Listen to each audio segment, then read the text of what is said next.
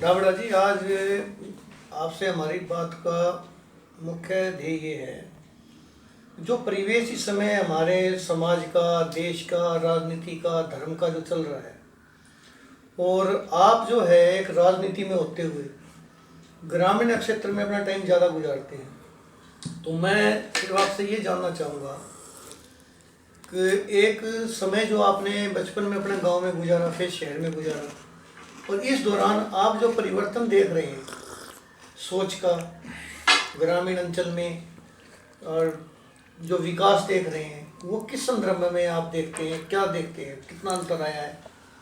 देखिए, समाज के अंदर बहुत बड़ी भारी तब्दीली आई है, बहुत बड़ी भारी बदलाव आया है समाज के अंदर।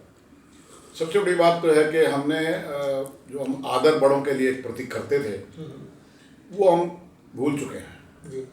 पहले हम गली में निकलते थे तो हमारा बड़ा बूढ़ा मिल जाता था तो राम राम करते थे, और कोशिश ये करते थे कि भाई जो है वो उससे रूबरू हों तो राम राम हो, अच्छा है, वो आशीर्वाद भी देगा और भी वो होगा। अब जो है, एक तो सबसे बड़ी बात है, अगर हम कहीं जाते हैं, किसी गांव में से बीच में से निकलते हैं, और हम अगर किसी बच्चे से पूछते भी हैं कि बेटा ये आप किसके हैं, तो उसका जवाब कई दफ़ा नेगेटिव में होता है। कोई उसका मतलब कोई अच्छा वो नहीं होता जिससे कि अच्छा प्रदर्शित हो। तो समाज के अंदर जो एक अकेलापन आ गया है, मतलब कि आप जो कुनबे में रहते थे, आपके अंदर वो संस्कार, पारिवारिक संस्कार जो आते थे, संस्कारों का अभाव देखा। हाँ, वो अब नहीं है। संस्कारों के अभाव के पीछे क्या कारण आपके नजर में आता है? कारण एक तो इंडिविजुअलिटी पे लोग भाग आ गए। हाँ जी, हाँ जी। एक जो पहले ये था ना कि भाई जैसे एक परिवार संयुक्त परिवार है, उसमें कोई बच्चा कमजोर है, कोई बहू कमजोर आ गई, तो उसमें परिवार जो है वो साझा करके काम करके बांट लिया करता था। बड़ी बूढ़ी जो है, एक दूसरे के सुख हाँ, दुख के बांट बड़ी बूढ़ी जो है वो क्या करती है, देखिए अरे बेटा वो पुरानी बहू जो है उसके बस की बात को नहीं भाई, तो आप उसका काम कर लेना। या भाइयों में भी ये हुआ करता, तो कोई भाई कमजोर होता था तो दूसरे जो बड़े बूढ़े क्या करते, देखियो भाई का साथ दे करके उसका पूरा करना है, उसके साथ में उसका मिला करके। अब जो आदमी जो है उसकी सोच बदल गई। पहले बात तो है वो जो माँ बाप का जो आदर सम्मान जो था वो उसमें वो कम हो गया, क्योंकि आदमी बिल्कुल कट ऑफ हो गया परिवार से, अकेला रहने लग गया, नौकरी पेशे पे है या कुछ और है। वही संस्कृति जो है वो गांव में भी आ गई। पहले तो शहर में थोड़ी सी चली थी, जो गांव से निकल के शहर में चला, अब वही देहात के अंदर भी आने लग गई। उसके अंदर कई फैक्टर्स हैं। एक तो शिक्षा के अंदर, जब पहले जो शिक्षा थी उसमें सामाजिक बातें भी आती थी। अब जो जितनी आपने जो शिक्षा सामाजिक संस्कारों से परिपूर्ण थी। हाँ, परिपूर्ण। अब जो है शिक्षा के अंदर भी एक किस्म के जो है वो हो रहे हैं, प्रैक्टिकल करते चले जा रहे हैं। उपभोक्ता संस्कृति का ज्यादा विकास हुआ। हाँ, बिल्कुल। उसमें जो है नहीं, अब जो है ना, एक तो ट्रायल वाली सौदा सा हो रहा है, अब ये कर लो, अब ये कर लो, अब ये कर लो। अब जो हमारी जो एजुकेशन है, जो हमारे जो पहले जो आया करता था, उसमें सबको सभी चीज़ें आया करती थी। हर धर्म के बारे में, चाहे वो मोहम्मदन है, चाहे क्रिश्चियन है, चाहे वो हिंदू है, चाहे सिख है, चाहे वो ईसाई है, हर धर्म के विषय में बच्चा वहाँ छोटे टाइम पे, स्कूल के टाइम में ही जानने लगा, जानकारी जाती थी, और एक दूसरे धर्म के प्रति आदर भी था। और अब जो एक किस्म की जो पॉलिटिकल सोच ने जो इसके अंदर दरार पैदा करने का जो प्रयास हो रहा है, वो पूर्णतः नुकसानदायक मुल्क के लिए है। मुल्क के लिए इतना बड़ा ही नुकसानदायक है कि हम नेशनैलिटी को दरकिनार कर रहे हैं। राष्ट्रीयता की भावना बिल्कुल खत्म। राष्ट्रीयता की भावना तो जो है ना, एक समय हो गया, सिर्फ एक फौज में रह रही है, बाकी आपको कहीं नहीं मिलेगी। और वो भी मैं फौज में इसलिए कहूँगा कि वो चाहे विभिन्न प्रदेश से आते हैं, पर उनके अंदर एक भावना जो है, जस्ट वो उनके अंदर जो राष्ट्रीयता की भावना जो आती है कि भाई तूने तेरे मुल्क के लिए करना है। अन्यथा बाकी कहीं आप पॉलिटिशियंस हैं जो कि पूरे मुल्क को चला रहे हैं, इनके अंदर अगर राष्ट्रीयता की भावना अगर होती तो कई मुद्दे जो अब आप देख रहे हैं समाज के अंदर, जो देखते हैं, वो आज की तारीख में नहीं आते। अब आपने जो राजनीति की बात लेके है, तो राजनीति के अंदर आप जो राजनीति को देखते हैं, वो आपके क्या मायने रखती है आपके लिए राजनीति? देखिए, मैं जो राजनीति का जो है, जब मैं तो ये मान्य रखता हूँ कि भाई जो मैं जिस एरिया के अंदर हूँ, उस एरिया के डेवलपमेंट की बात हो, ज़्यादा से ज़्यादा वहाँ बच्चों को नौकरी मिल पाए, ज़्यादा से ज़्यादा स्कूल शिक्षा का हो, अस्पताल का हो, और आपका जो है उनके पानी का बंदोबस्त हो, बिजली का बंदोबस्त हो। तो ताकि समाज के अंदर एक सुधार आए। जब सुविधाएं मिलेंगी तो सुधार आएगा। दावड़ा जी, अमूमन ये देखने में आता है कि छोटे स्तर के ऊपर, चाहे वो ग्राम पंचायत का एक मेंबर है या म्यूनिसिपैलिटी का एक एमसी है, वहाँ से लेकर के और एक एमपी और मिनिस्टर तक, तकरीबन हम टीवी के ऊपर, ये अखबारों में यही देखते हैं कि राजनीति के अंदर आरोप प्रत्यारोप, एक दूसरे को नीचा दिखाना, प्रतिस्पर्धा और आपस के अंदर वो क्या कहते हैं कि वो खींच निकालने वाली, जैसे अपने देहात में कहते हैं, ये ज़्यादा रहता है। देखिए, खींच निकालने वाली बात यह है कि कमी तो हर इंसान निकाल देता है, एक दूसरे के अंदर निकाल दे। कोई ये नहीं कि अगर इंसान के अंदर कमी ना हो तो भगवान बन जाए। हाँ जी, हाँ जी। अब जो जिस तरीके की है, जो आज रोजमर्रा की जो आर्गुमेंट देख रहे हैं, हाँ जी। जो आज के हालात शासक के अंदर है, मैं सोचता हूँ कि कोई भी बुद्धिजीवी व्यक्ति इस चीज़ को अगर बैठ करके चिंतन करेगा इस विषय पर, तो कहेगा कि ये तो सारा का सारा एक खिलवाड़ हो रहा है, समाज के साथ खिलवाड़ हो रहा है, मुल्क के साथ खिलवाड़ हो रहा है। और जो इसको सही तरीके से लेकर के चलना चाहते हैं, और वो क्योंकि ऐसे परिस्थितियाँ ऐसे हो गई हैं कि जो स्वच्छ लोग बाग जो राजनीति में हैं, उनको लोग बाग आइसोलेट करते चले जा रहे हैं। युवा वर्ग जो है पिछले काफ़ी टाइम से विमुख नजर आता था राजनीति की तरफ से। जो अच्छे युवा वर्ग सोच विचार रखने वाले थे वो राजनीति की तरफ नहीं आते थे। अब आप क्या देखते हैं, कोई रुझान आया है युवा वर्ग में या आना चाहिए? नहीं, जो पॉलिटिकल सोच जो नौजवानों के अंदर आई है, वो दरअसल उनके अंदर अब उनके अपने भविष्य को देख करके सोच के चल रहे हैं। वो ये देख रहे हैं कि अगर तुम किसी पॉलिटिकल पार्टी के साथ लगोगे, किसी पॉलिटिकल विंग के साथ लगोगे, तो तुम्हारा जो है आगे का जो भविष्य है, तुम्हें नौकरी से है, तुम्हें कहीं एडजस्टमेंट करवाने की बात है, कोई तुम्हारा व्यवसाय शुरू करवाने की बात है, तो वो इस विषय को देख करके चल रहा है।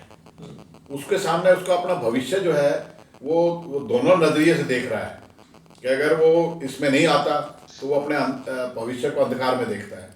उसके अंदर ये भावना नहीं है कि भाई मैं राजनीति में आके इस देश को कोई अच्छे रास्ते के ऊपर लेकर के चले। ऐसा है, ऐसे लोग भी हैं, ये मैं नहीं कहता कि नहीं है, ऐसे लोग भी हैं।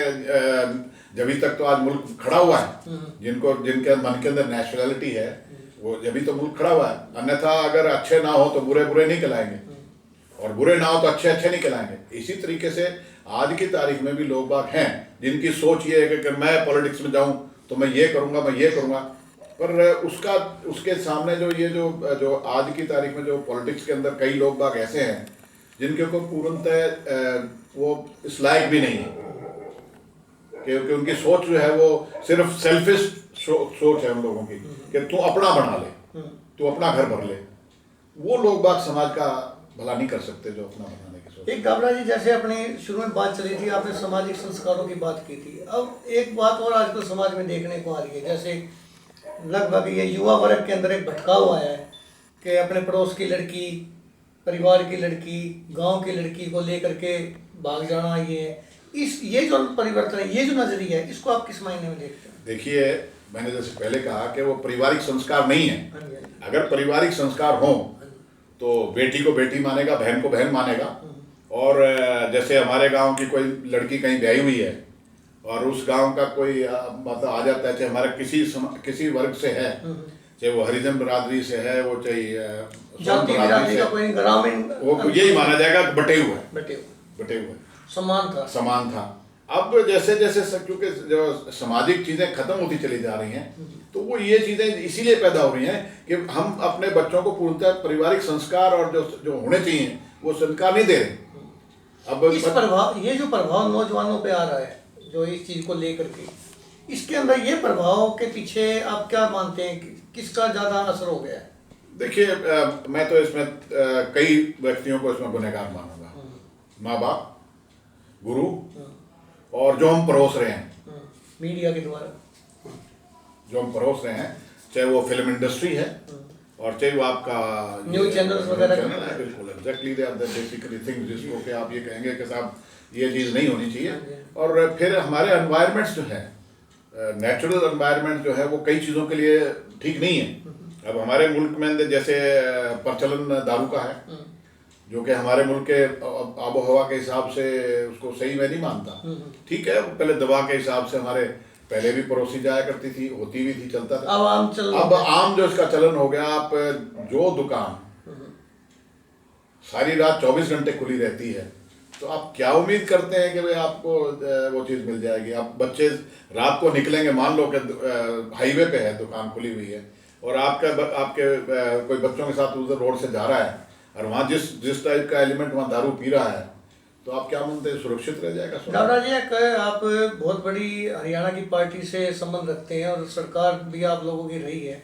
एक ये नीति जो आपने शराब की बात कही है, एक तरफ तो सरकार जगह जगह शराब के ठेके खोलती है, साथ में ये भी कहते हैं शराब पीना नुकसानदायक है, और इसके ऊपर कानून पी के सड़क पे जाएंगे तो वहाँ आपको पुलिस गिरफ्तार कर लेगी, लेकिन उसके बराबर में हाथा खोल दिया गया कि शराब पीने का ही स्थान है। ये कई किस्म की जो चीज़ें हैं, ये समाज के अंदर हर चीज़ को प्रभावित करती है। ठीक वैसी जैसे आज का नौजवान भटका, हमने मीडिया को या इन चीज़ों को दोष किया, शराब के मामले भी नीतियाँ जो हैं, क्या इन नीतियों को आप ठीक मानते हैं? देखिए, आपके हरियाणा प्रदेश के अंदर जो है ना, और भी कई जगह देखा गया है। अब दिल्ली के अंदर भी शराब के ठेके हैं, सरकार के हैं, प्राइवेट भी हैं कई से, पर एक टाइम तो है, मुकर्रर टाइम है, उस टाइम पे खुलेगा, उस टाइम बंद होगा।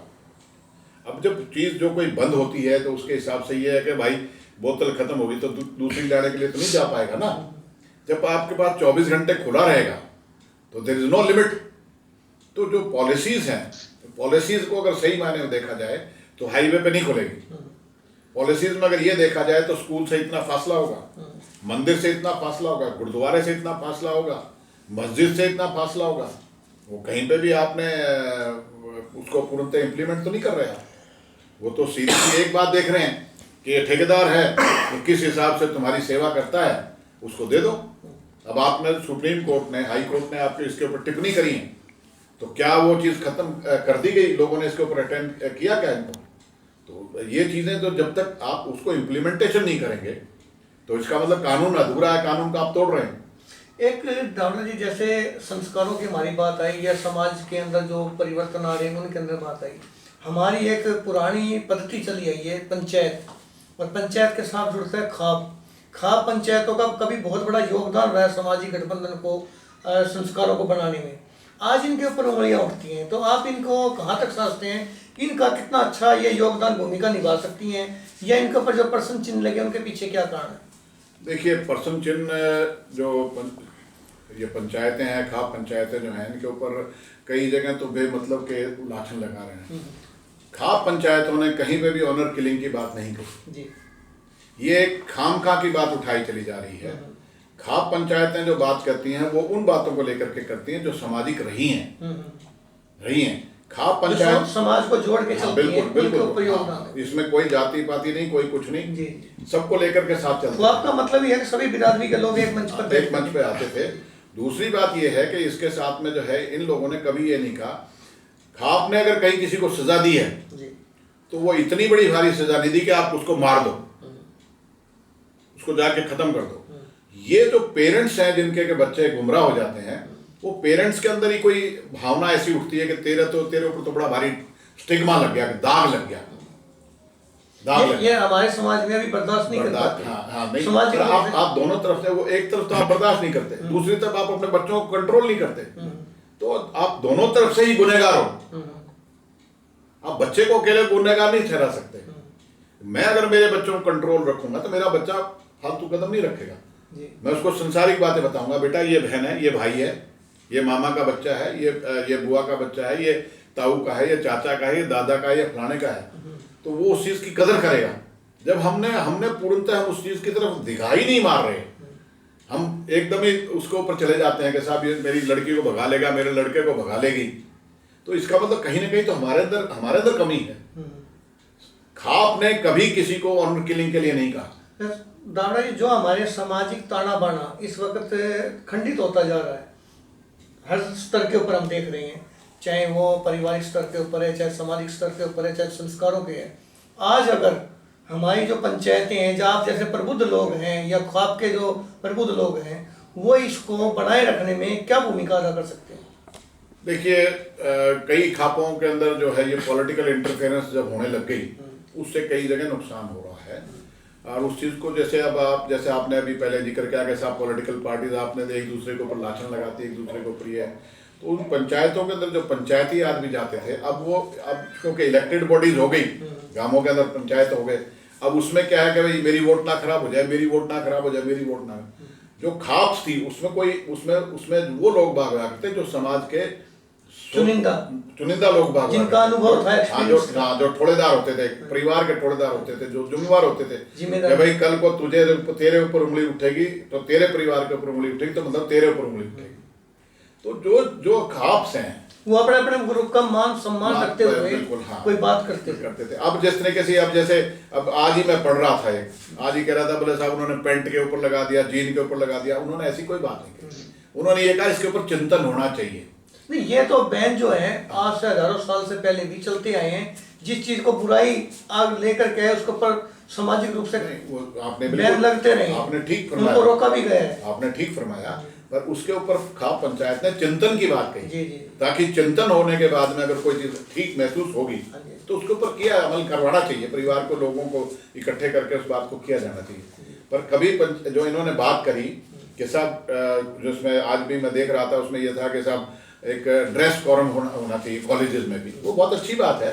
पर क्योंकि वो बच्चे इस उम्र से पहुंच चुके हैं, उनके सामने अगर हम कोई बात कहते हैं, उनको अगर बात समझाने का प्रयास करते हैं तो वो इस चीज़ को कई दफ़ा नेगेटिव ले जाते हैं। तो उनको अगर जो पूर्णतः पहले से ही संस्कार, उनके पारिवारिक संस्कार उनके बीच में डाले जाएं, तो फिर ये चीज़ होने की जरूरत ही नहीं। ना तो ड्रेस कोड की डालने की जरूरत, ना किसी को ये कहने की जरूरत कि तू ड्रेस ये पहन, तू ये पहन। जब मैं उसको देखूंगा कि मेरे साथ मेरे ये होगा, मेरे ऊपर तड़के ने कोई आंगली उठाओगा, तो मैं ऑटोमेटिकली धोती भी पहनूंगा, तो सही तरीके से अपना शरीर को ढकने का प्रयास करूंगा। एक जो नई चीज हम पिछले काफी समय से समाज के अंदर देखते आ रहे हैं, धर्म जो हमारा होता था कभी एक दिशा देने वाली एक चीज थी, समाज को धर्म से जुड़े हुए लोग एक दिशा देते थे। आज ये देखा जा रहा है कि धर्म से जुड़े हुए लोग ही भ्रम में फंसे हुए हैं और समाज ही भ्रमित हो जा रहा है। आप किस मायने में देखते हैं धर्म को? देखिए साहब, पहले लोग बाग प्रचारक थे, धर्म के पहले भी प्रचार करते थे, पर उनके अंदर कहीं कोई ऐसी बात नहीं होती थी कि साहब मैं प्रचार करने आऊँगा, मुझे 1 लाख 1.5 लाख रुपए मेरे अर्पित होने चाहिए। और मैं यहाँ जो लोग त्याग की बात करते थे वो त्यागी ही होते थे। आज त्याग की बात करने वाला खुद जो है ना संग्रह करने वाला बन गया। बिल्कुल। अब आप एक तरफ तो कानून भी खिलवाड़, दूसरे तरीके से खिलवाड़ कर रहा है। एक तरफ तो उन्हीं गुनहगारों की वजह से एक आदमी को अंदर करते हैं, और एक उन्हीं गुनहगारों के हिसाब से आप उसको सिक्योरिटी देने लग रहे हैं। तो दैट मीन्स गवर्नमेंट जो है वो इस चीज को अपना नजरिए से खिलवाड़ कर रही है, अपने बेनिफिट के लिए खेल करती है, अपने बेनिफिट के लिए। अब उसमें कई जगह फायदा देखती है, कई जगह अपना नुकसान देखती है, तो उसी हिसाब से इम्प्लीमेंटेशन करना शुरू कर देती है। जो लोग बाग पहले धर्म का प्रचार करते थे, चाहे वो किसी धर्म से विशेष से ताल्लुक, आपने अपने बचपन में ग्रामीण क्षेत्र के अंदर भी धर्म के प्रचारकों को आते देखा होगा या धर्म से जुड़े, तो अगर आप याद करके बताएं तो आपने अपने बचपन में क्या क्या चीजें देखी? देखिए साहब, मैं तो हालांकि गाँव में बहुत कम रहा हूँ। मेरा ज़्यादातर बचपन जो है वो दिल्ली में और बोर्डिंग हाउस में गुजरा है। गांव में तो मैं बहुत थोड़े अरसे तक रहा हूँ। पर उस दौरान पे भी जब भी कभी उससे छुट्टी होती थी, स्कूलों से छुट्टी होती थी, जब देखते थे तो भजनी आया करते थे, और वो अपनी तरफ से भजन सुना के जाया करते थे, चाहे वो रामायण के बारे में था, चाहे वो गीता के बारे में था, चाहे वो किसी उसके विषय में था। और उसके अंदर कहीं ये नहीं था कि साहब वो वाणी किसकी, वो गुरु नानक जी की वाणी भी आया करती थी, गरीबदास जी की भी आया करती थी, और आपके कबीर जी की भी आया करती, जांबा जी की भी आया करती थी। मतलब कोई किसी का वो नहीं था कि भाई किसी के उसके। और हमने तो बल्कि ये जो देखा है, हमें जिस इंस्टीट्यूट में हम पढ़े हैं वहाँ में हम मंदिर में भी जाया करते थे, और हम संडे को जो है वो चर्च में भी जाया करते थे, और किसी तरीका पर वो एक मतलब एक इंसानियत की बात है, सच्चन की बात नहीं। पर उसके साथ में वो एक सही तरीके से होता था। जैसे अब आप मस्जिद में जा रहे हैं तो हमारे घुटने जो है वो ढके हुए होते थे, सिर पे टोपी होती थी, मतलब उसकी उनकी जो मान मर्यादा इसी तरीके गुरुद्वारे में हम जाया करते थे तो सिर पे पटका, और उस हिसाब से हम जाया करते ताकि कोई ये ना कह सके कि साहब हमने कहीं चीज का आज जो है उस चीज का कहीं कोई वो नहीं है। आज तो सिर्फ हम उस चीज को लेकर चल रहे हैं कि साहब यही जाएंगे, हम तो नहीं जाएंगे। धर्म भी आज रास्ते से भटक गए। बिल्कुल। जो धार्मिक लोग भी, जो प्रचारक जो है, जो आज जो सही मायने में आप क्या समझते हैं, जो धर्म से जुड़े लोग, उनकी क्या आज भूमिका है, वो क्या कर सकते हैं? देखिए, जो ठेकेदार बने बैठे हैं उनका तो यही समझ में नहीं आ रहा को ले जा किधर रहे हैं जी। अब हम कईयों के नाम में लेना नहीं चाहता क्योंकि फिर वो कहेंगे कि बात हो गई।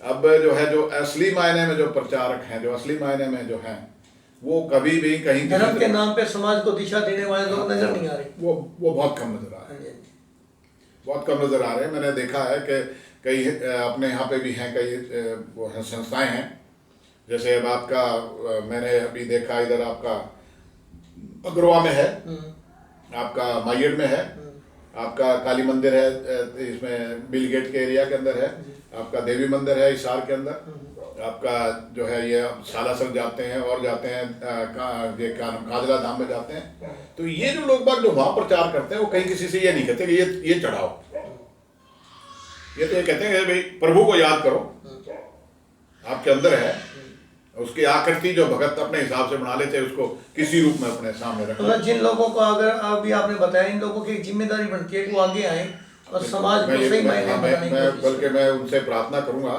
कि वो इसको पूर्णतः इस चीज को वो करें, लें अपने सिर पे इस बात जो समाज भटकता हुआ नजर आ रहा है उसको सही दिशा देने की कोशिश, बोझ को उठाएं और बोझ को उठाने से ही बल्कि फायदा होगा। देखिए बगैर सेक्रीफाइस के कोई चीज नहीं होती। मीडिया को आप इस आज के संदर्भ में क्या चाहते हैं, क्या भूमिका अदा कर सकता है मीडिया इन सभी चीजों को लेकर? मीडिया बहुत कुछ कर सकता है जी। पर जो मीडिया के जो जिन लोगों के ये दुकानें खुली हुई हैं अब वो कॉर्पोरेट हाउसेज हो गए हैं, जो पत्रकार है जो रिपोर्टर है उसके भी हाथ बंधे हुए हैं। वो यहाँ से रिपोर्टिंग कुछ करता है पर वो जो मालिक है उसकी आस्था किसी पॉलिटिकल किसी आस्था के हिसाब से वो इस हिसाब से करता है। पर कई जगह ये लोग भी भटक जाते हैं जो ये कई जो केसेस हैं उसमें खुद ही एनालिसिस करने लग जाते हैं। इसको जो मामला जो कोर्ट में चला गया, लेट द कोर्ट डिसाइड, अदालत को करने दो उसका फैसला, हम उससे पहले कंक्लूजन पे चले जाते हैं। कहीं ऐसा तो नहीं लगता कि जो जड़ों से जुड़े हुए लोग हैं वो इस फील्ड में नहीं आए इसलिए उनके अंदर भी भटकाव रहता है? जो पहले वाला तो सौदा रहा नहीं, पहले वाला तो रहा नहीं, चाहे वो राजनीति है जो कोई भी फील्ड है, जब तक जड़ से जुड़ा हुआ आदमी आगे नहीं आएगा तब तक भटकाव। जिस व्यक्ति को मैं ये मान करके चलता हूँ, जिस व्यक्ति के सामने मुल्क नहीं है, जिस व्यक्ति के सामने खुद के सामने धर्म नहीं है, वो मतलब कि वो इस चीज़ को काबिल नहीं है अपने आप को ये कहलाने के लिए भाई मैं हिंदुस्तानी हूँ या मैं भारतवासी हूँ या मैं इंडियन हूँ, वो मतलब इस चीज़ का नहीं कहला सकता उस बात को। अब जो है वो क्योंकि अब सारी जगह ही भटकाव आ रहा है तो ये जो चंद लोग बाग जो स्वच्छ हैं, मेरी इनसे प्रार्थना रहेगी कि ये सब के सब जो है इकट्ठे होकर के या इंडिविजुअल लेवल पे चल करके समाज के अंदर आएँ और चाहे इनको कितने ही लाछन मिलें इसको सुधार करना चाहिए। डाबरा जी, आपने एक आज के संदर्भ में अपने अनुभव से हमें जो अवगत कराया इसके लिए आपका बहुत बहुत धन्यवाद। मैं आपका बहुत शुक्रिया हूँ कि आपने मुझे इस काबिल समझा कि भाई मैं ये सारी बातें जो आपके साथ शेयर करूँ बड़ा अच्छा लगा। जैसे आज का जो युवक है 24-25 साल का जो कॉलेज में पढ़ रहा है, उस समय के 2-3 मिनट का वो ले लीजिए। क्या आप उस समय जब 23-24 साल के थे कॉलेज में पढ़ रहे थे, क्या बात नहीं, क्या उस समय भी आपके यही विचार थे कि आप राजनीति में आके कुछ मार्गदर्शन करेंगे? नहीं, वो उसमें नहीं, मैं जो स्वामी जी बात जो कर रहे हैं, क्योंकि वो है ना